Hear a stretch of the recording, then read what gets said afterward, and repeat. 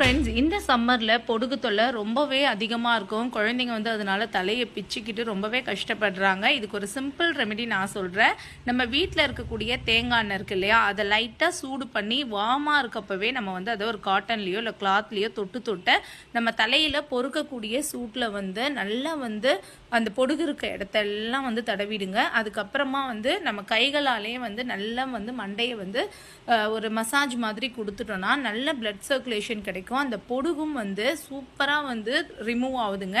நான் இதை தான் என்னோட சின்ன வயசுலேருந்து ஃபாலோ பண்ணிகிட்ருக்கேன். என்னால் வந்து அதிக முடி இருந்ததுனால நான் வந்து பியூட்டி பார்லரில் போயிட்டு பண்ணுவேன்.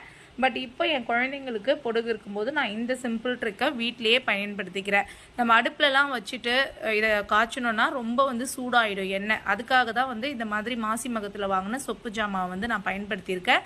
உங்கள் வீட்லேயும் இந்த மாதிரி குட்டி அடுப்பு இருந்ததுன்னா நீங்கள் ரொம்பவே சிம்பிளாக வந்து கீழே ஒரு அகல் விளக்கு வச்சு